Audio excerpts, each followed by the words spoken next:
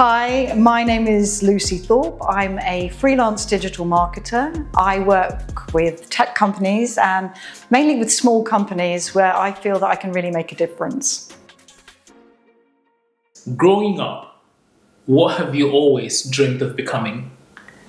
Oh, well, I always wanted to be a journalist or a writer of some description. I used to write a lot when I was little, and so I wanted to do something with that. And I pursued my career in journalism, and hopefully we'll get to talk about how that wasn't my only career, because these days we have many more than one career. But I'm very, very pleased to say that I pursued that and achieved my dream. Was that working at BBC? Yeah, absolutely. I mean, if you want to be a journalist, and I never had any particular desire to do newspapers. So if you want to be a broadcast journalist, then the BBC is the place to be. I'm not used to being in front of a camera, though, because I was a radio journalist. As they say, good face for radio. Not quite so used to being in the spotlight. Because, I mean, when I looked at your profile, I could see news presenter. That was on radio. It was, absolutely. So you can hide behind a microphone, although these days most radio presenters have cameras in the studio and everything's multimedia. Yes. But back in those days, it was very much just radio, and you didn't have to worry about how you looked. No. So would you say your energy was different when you were hiding behind the camera compared with when the camera was in front of you? I don't really work in TV and never have done, so I don't know. Maybe you get relaxed after a while and you don't worry. But you know, if you look at breakfast television or something, the women on there, they look amazing, don't they? And you just think about the pressure that must be to dress like that, to look like that. And, you know, particularly as you get older, you're going to worry, high definition telly, you're going to be worrying about all that.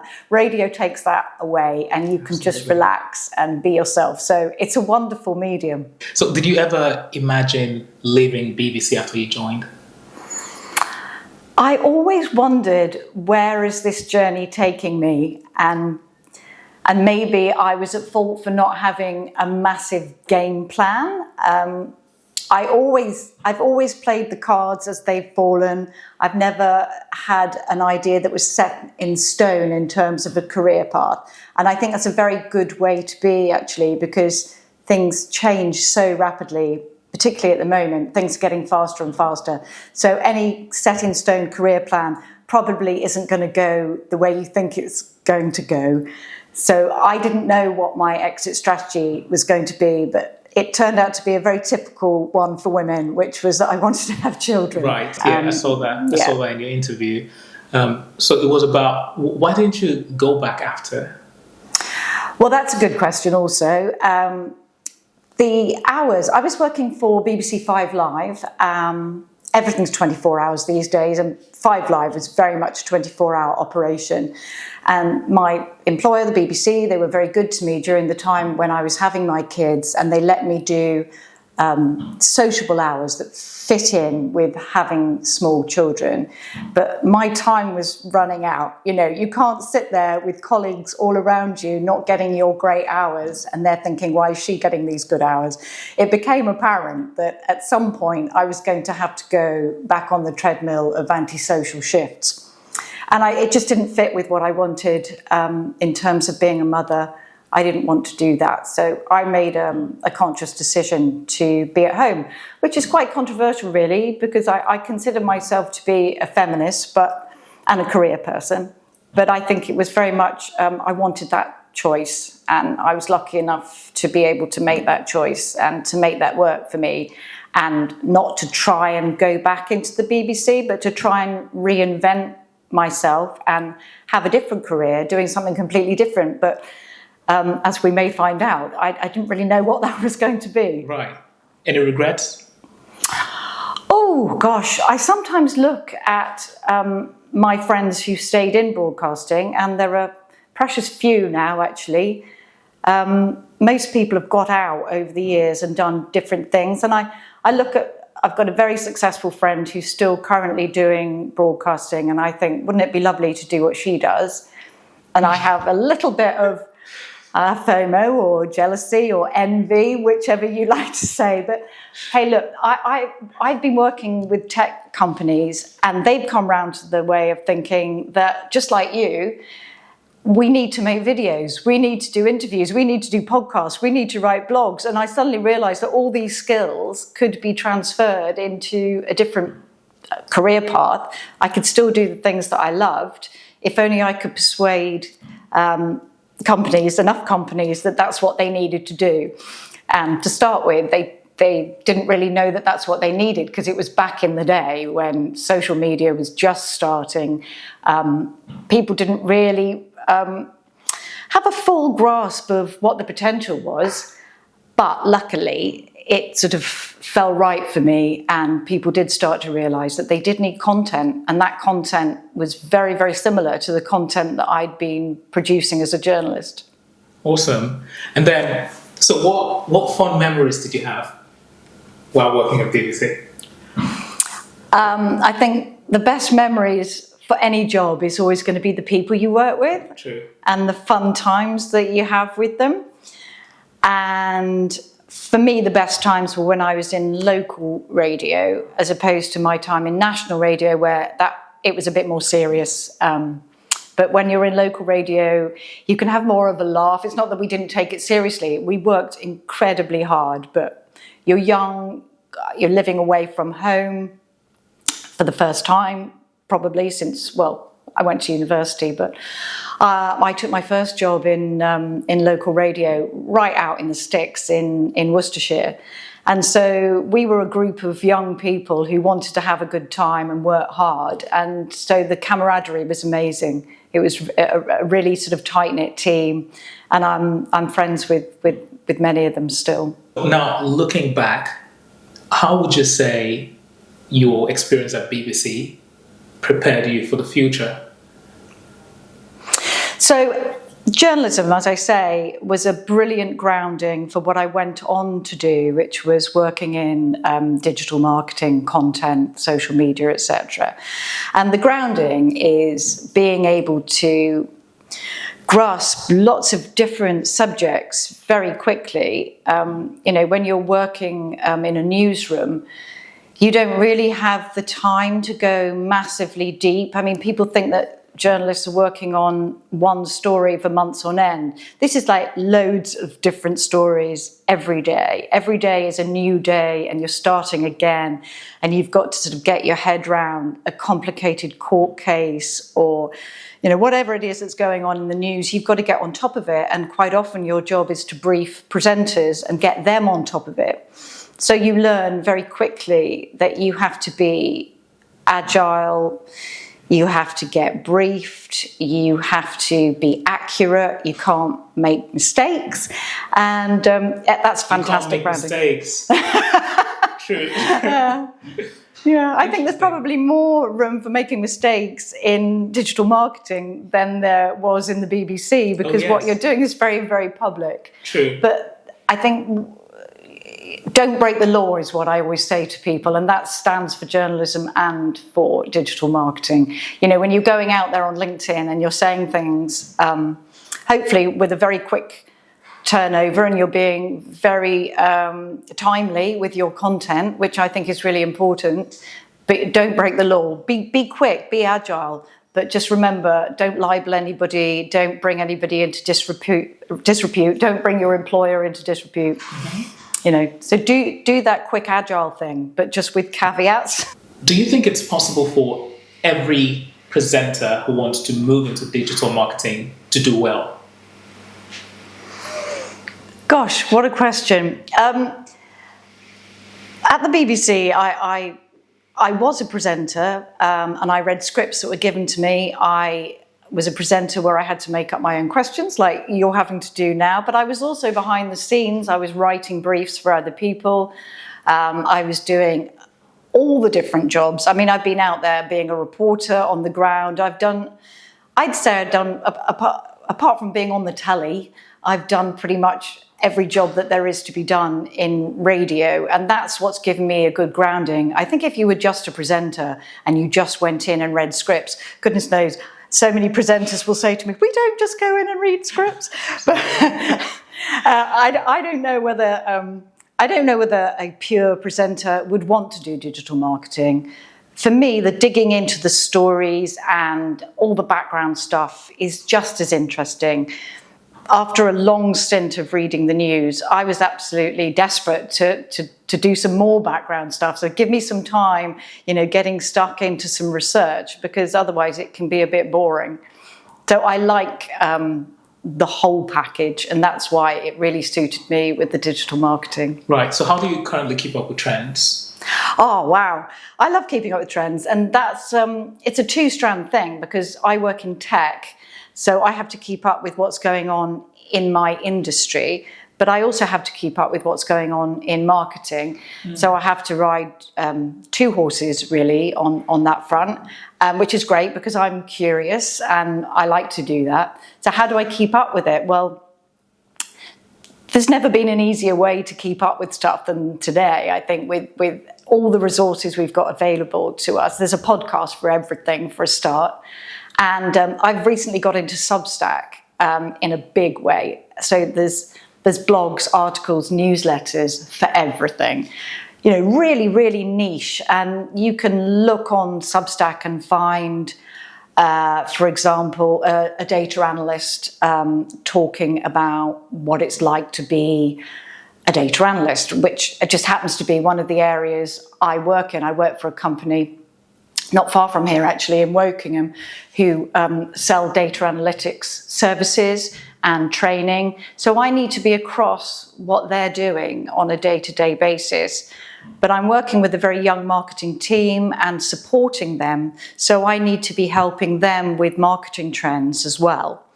So yeah, that's the part that you don't necessarily bill for as well. Absolutely, yeah. You don't make any money out of keeping up with your industry. Yes. How does it feel working with young marketers? Like, are they Gen Z or? I would say the people I'm working with at the moment are probably millennial. Okay. I have Gen Z children, so I'm aware of what it's like trying to get in the workplace for a Gen Z. The millennials I work with, absolutely brilliant. I love it. I think if I didn't work with young people, I would have probably sort of stopped long ago, because I just get loads of energy from working with people with a slightly different perspective. I worked for quite a big company a few years ago in a communications role in London, and I just loved their attitude was so different to what I've been used to in the BBC, where people were told what to do. It could be quite aggressive, it could be quite hostile. And these young people were like, no, we kind of negotiate. We're nice to each other. And it was quite a sort of, oh, well, I was a bit sort of bullied, so you should be a bit bullied as well. But, it's so wonderful to talk to people and say, no, we don't do that. We don't do that anymore. Newsrooms are very sweary places, and they can be uncomfortable, and you get called out if you don't perform. Do you think that has changed now? Well, I'd like to think so. Because a lot of people get called out. Yeah. But not in public. Yeah. No, I think there is more of a negotiation that goes on these days, and everybody's more into treating each other properly, which is as it should be.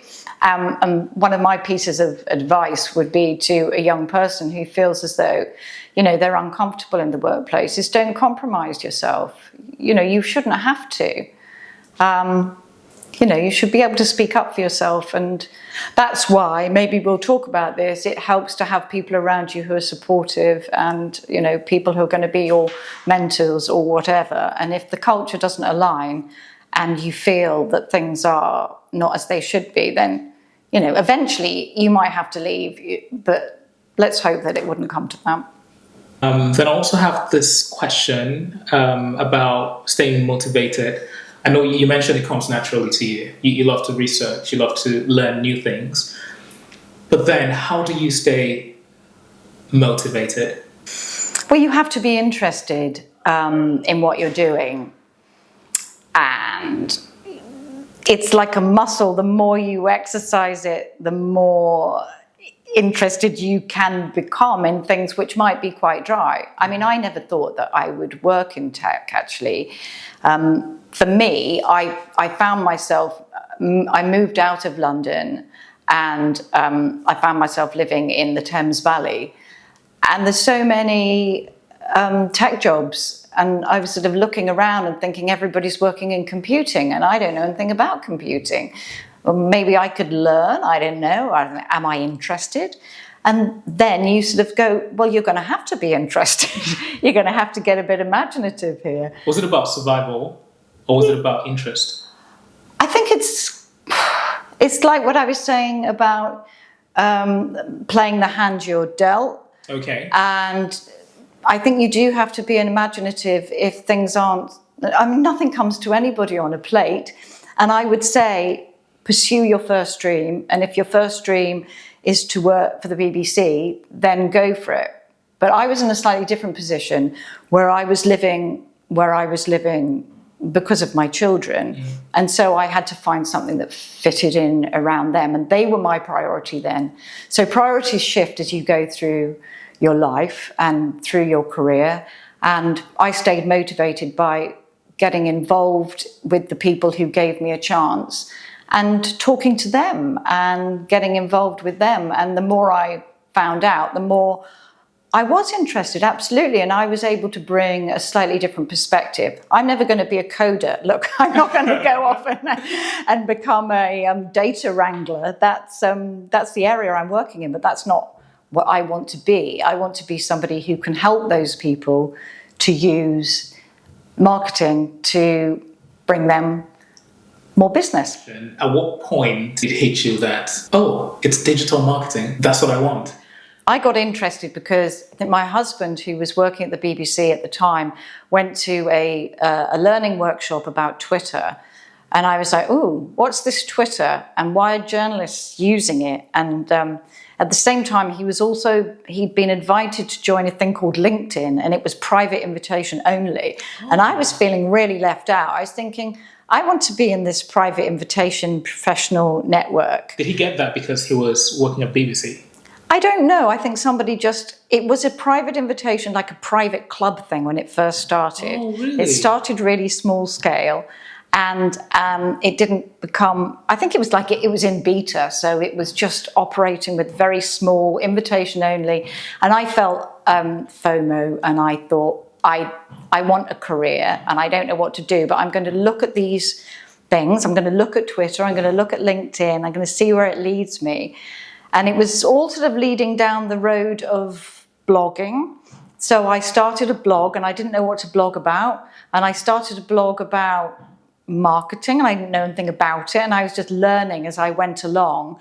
And that's when I started to sort of link in with all these pioneers of marketing from America and people that I wouldn't have dared approach before. But because it was so new, it felt like I can reach out to this guy. So the guy that I reached out to is called David Meerman Scott. Yes. And he'd invented all kinds of, he invented this concept called newsjacking, which was about how marketers could get on to sort of jump on the back of news stories and be very agile about witty responses, how they could make responses for their brand by getting on the back of news stories. And he was talking about all these different pioneering concepts. And I reached out to him and sort of said, well, I'm a journalist, because he'd been a journalist. And I'd be really interested to know, more about your thoughts and ideas. And he sent me a book. He literally posted me a book from his home in Boston to my home in Maidenhead. And I was just so impressed that these people seemed to be open and making it up as they went along. And I was so excited to be part of this whole process, and that they took me seriously, even though I didn't have any credentials in marketing at all. And so I thought maybe I could sell my services to small companies who needed blog writers. And what year was this? Oh my goodness me! 2010, something like that, maybe 2012, maybe something like that. It was early days and nobody wanted. Wow. They didn't know they wanted it. Yeah, true. But gradually they did know they wanted it, and I was able to get in. I'm just curious about, you started blogging. Did you create the website? I used WordPress. That was the place. Yes. In those days where you could create like a micro site. Yes. You could have your own page and you could start it up without any technological know-how. I just started a blog and just sort of made it up as I went along, like the fake it till you make it. Right, I know that. Interesting. So for young professionals now who are trying to figure out, what advice would you give them? What's the starting point? Well, if you have a dream, it's really useful because you've got focus. And I would definitely, as I say, pursue your dream as far as you can take it. And if you can make that happen, then brilliant. If it's not happening for you, if you're going into a sector which is just so saturated and it's so hard, you might have to be flexible. So I think resilience, and curiosity are the two qualities that I think that young people need. I think you need resilience because you're just going to get knocked back the whole time. I think young people think that it's harder now, and in many ways it is, but it's always been hard, and it never felt easy for me, even though my daughter, for example, she's trying to get a job at the moment, and I see how hard it is for her, and I really, really feel for her. But you have to be resilient. Maybe I applied for 10 jobs, she's applying for 100. It's really hard, but you can't just stop and go, I'm an awful person because they don't want me. You have to learn not to take it personally and to keep coming back and to ask for feedback. And try and work out why it is that you didn't get that interview and try and be better next time. I know how hard it is, but you do, and stay curious. So let's talk about mentorship and learning. Do you think mentorship is overrated? No, I don't actually. I think mentorship is brilliant as long as it's real and isn't just a box ticking exercise. I mean, I've been a mentor to a young colleague, but I've never had a mentor. And in many ways, I wish I had, because I think if you've got somebody in your corner, it can make a massive difference. There are times, there was a time at the BBC where I did have somebody in my corner. He wasn't an official mentor, but he really saved me from having a difficult time when things got a little bit tough. And I was really grateful that he was around. And then there have been other times in other jobs where I felt that I didn't have somebody who was sufficiently senior to help me, and then things didn't go quite so well. It's one thing having work colleagues who you get on with and you can talk to. That's brilliant. But I think the thing about mentorship, if you've got somebody who is a couple of rungs above you, who is significantly senior, then they can make a really big difference. And so I would advise anybody who gets the opportunity to join a mentor scheme to go for it. As long as it's genuine and it's not just a box ticking exercise. And then let's talk about neurodiversity in the workplace. Well, I was working for this company called Sapphire Systems, and we were setting up different employee groups. They were very good, actually. They set up a menopause group, which I could have got involved in. I was involved in all the groups because I was working in their communications. But I particularly wanted to champion neurodiversity because I'd got experience of it in my own family. And I felt that I had something really genuinely to offer in that area. And because I was working in tech, the stereotypes about people working computing, we all laughed about it. It's not something that you feel like it's discriminatory to say, there's a lot of people in computing who are neurodiverse. And therefore, we felt that it was really important as a tech company that we had some kind of recognition of that. But it's difficult because if you come out as neurodiverse, you don't necessarily know if you're going to be in a safe space.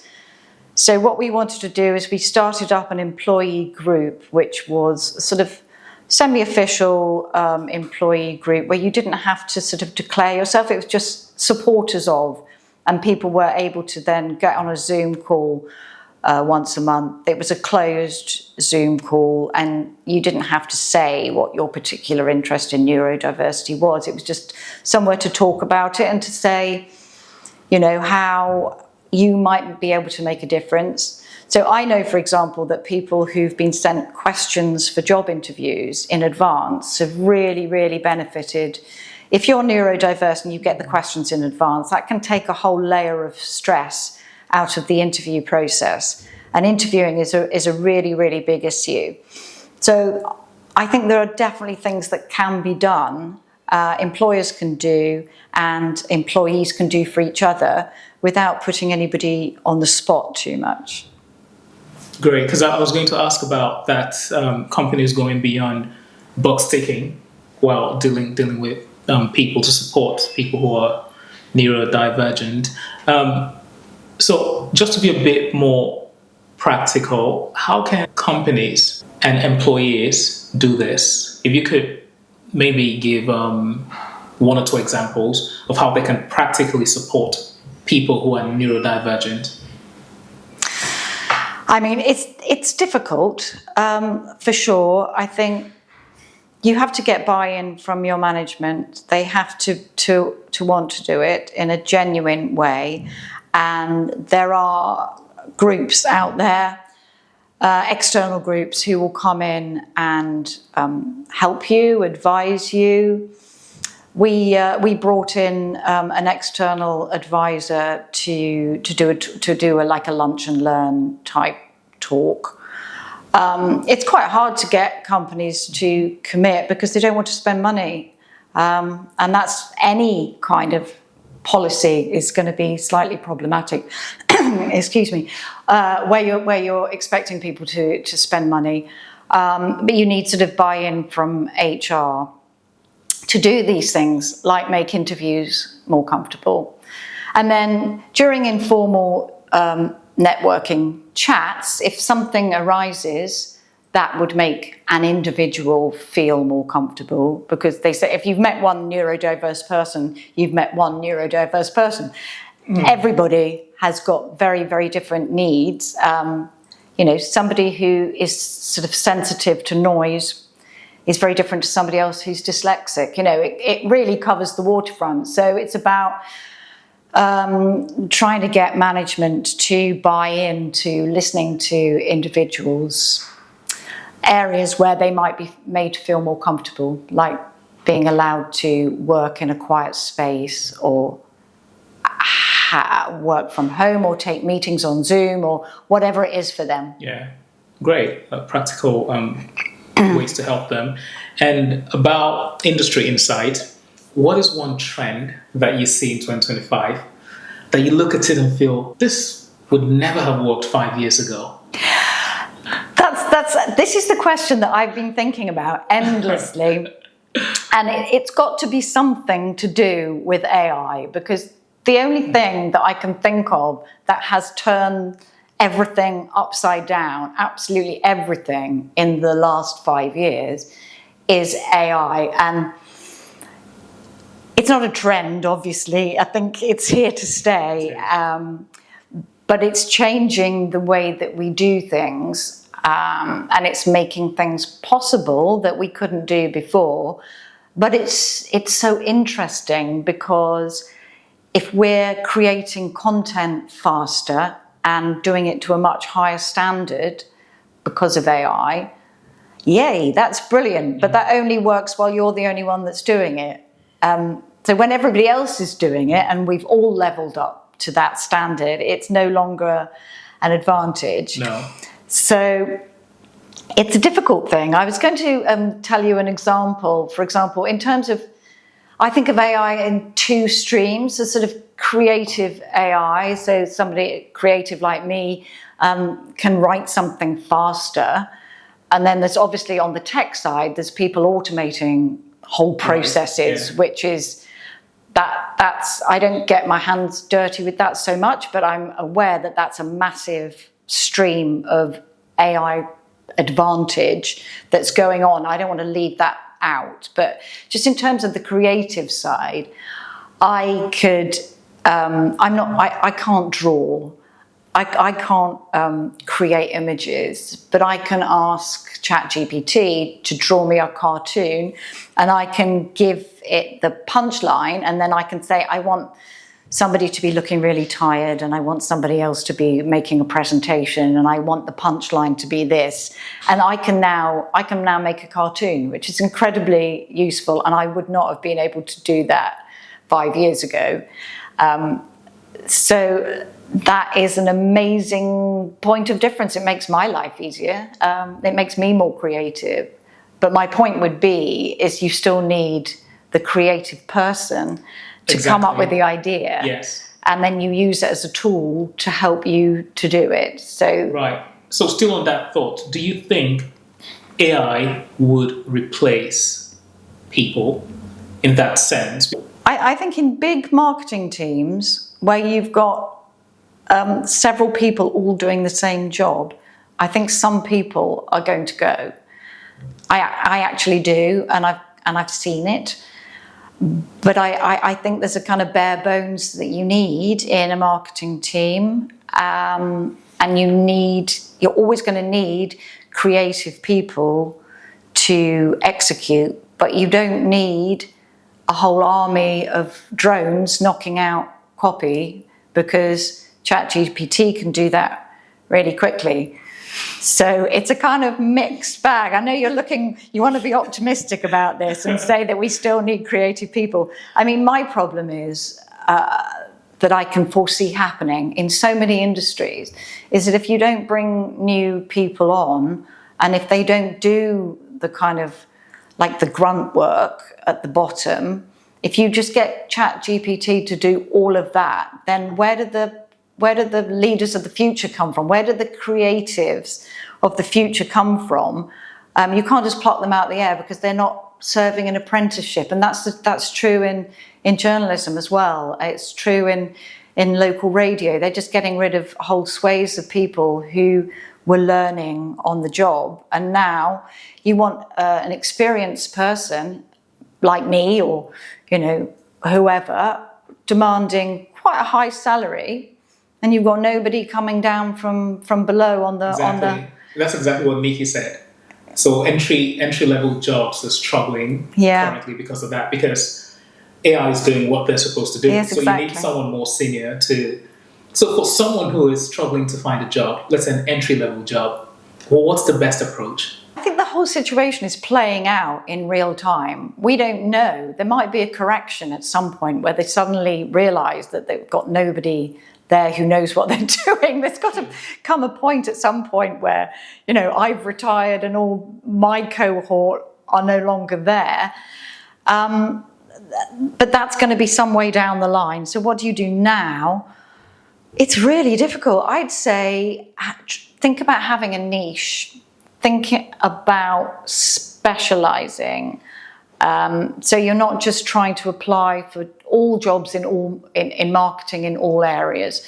Try to think about a specialism. And people used to say this about journalism, because journalism's always been really, really hard to get into. And they'd say, well, if you can specialise as a finance journalist, then you've got more chance of getting a journalist job than if you're a generalist. Right. And I'd say that for marketing, and maybe look somewhere that is less competitive. It's all competitive, but I come across a lot of people, they want to be fashion marketers.